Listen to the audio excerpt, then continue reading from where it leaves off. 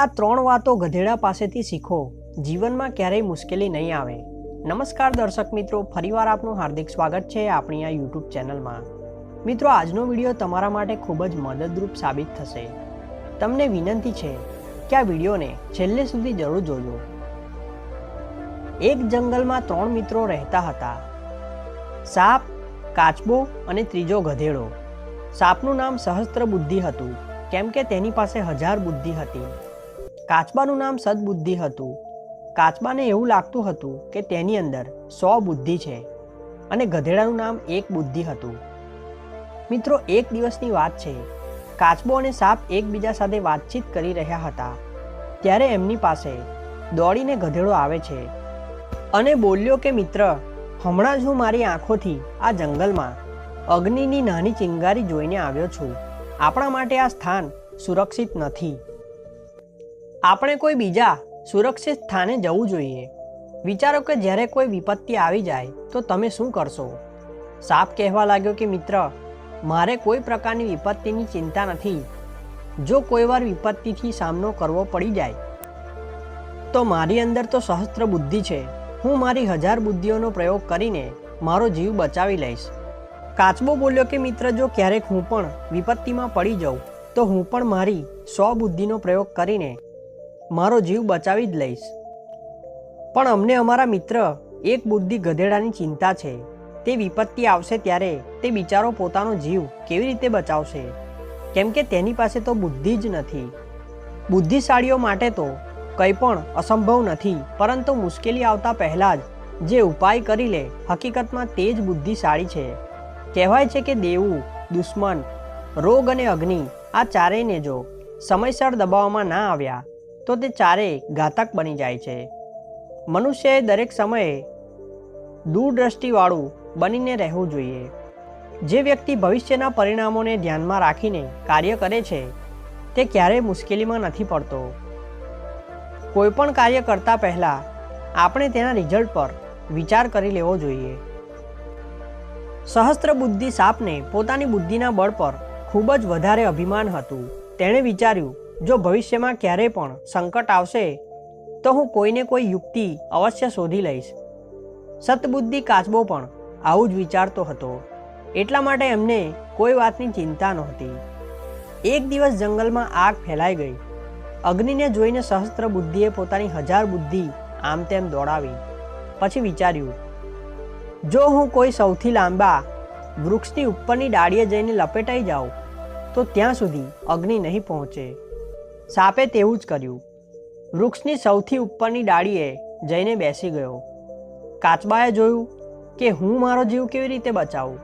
તેણે પણ પોતાની 100 બુદ્ધિને કામે લગાવી અને તે નિર્ણય પર આવ્યો કે નજીકમાં છાણનો ઢગલો હતો। વિચાર્યું કે નજીક અહીં કોઈ તળાવ નથી। જો હું આ છાણના ઢગલામાં ઘૂસી જાઉં, આ છાણ ભીનું છે, તેમાં આગ નહીં પહોંચે। તો કાચબાએ તેવું જ કર્યું। તે છાણના ઢગલામાં જઈને સંતાઈ ગયો। હવે ગધેડાનો વારો હતો। ગધેડો વિચારવા લાગ્યો, હવે હું શું કરું?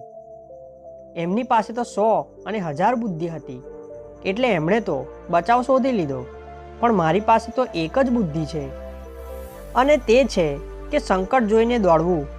આટલું કહીને ગધેડો પણ ત્યાંથી ભાગી ગયો અને દોડતા દોડતા તે જંગલમાંથી બહાર નીકળી ગયો।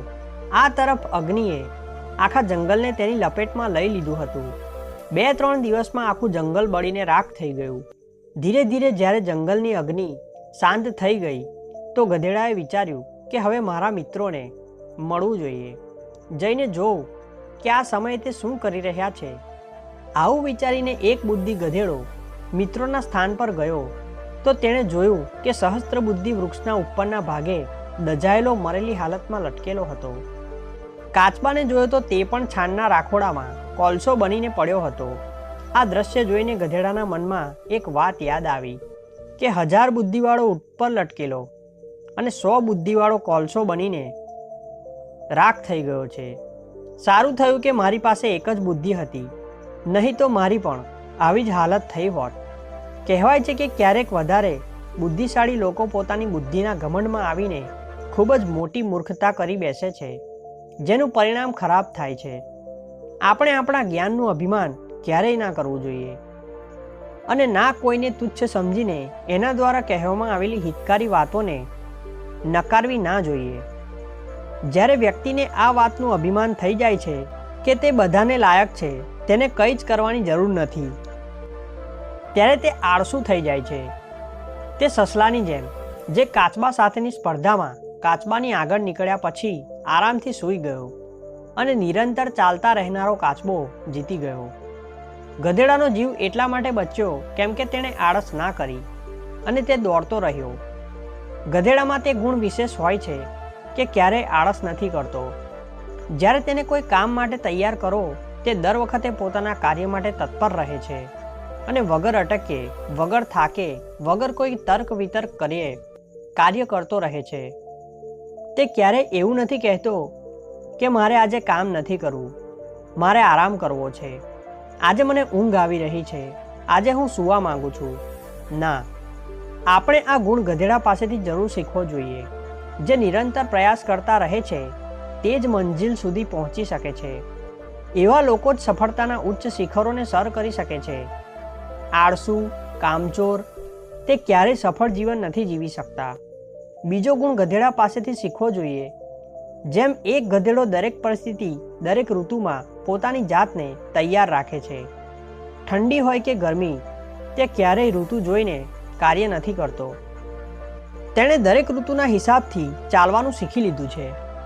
મનુષ્યએ પણ દરેક પરિસ્થિતિના હિસાબથી પોતાની જાતને તૈયાર કરવો જોઈએ.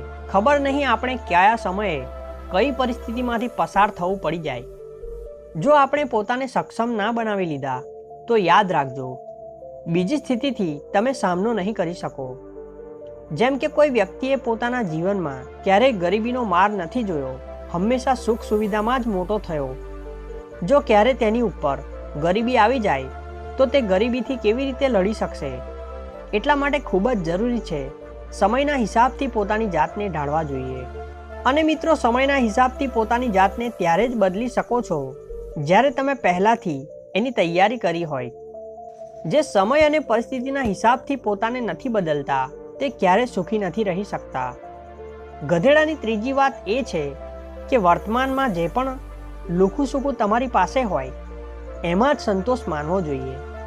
જેમ કે ગધેડો ખાવાની પાછળ તે પોતાના માલિક સાથે નથી લડતો. માલિક તેને જે પણ આપે છે તે તેને જ ખાઈને સંતુષ્ટ રહે છે અને પૂરા ઉત્સાહથી પોતાનું કામ કરે છે.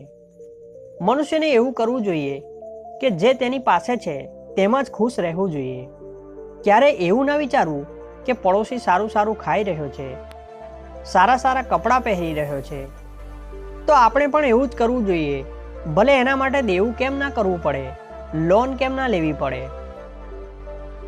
તો મિત્રો, આ બીજા લોકોને જોઈને એમની જેવા બનવાની કે એમના જેવું કરવાની ઈચ્છા ભવિષ્ય માટે બનાવો, પરંતુ વર્તમાનમાં જે તમારી પાસે છે તેમાં જ સંતુષ્ટિનો અનુભવ કરો.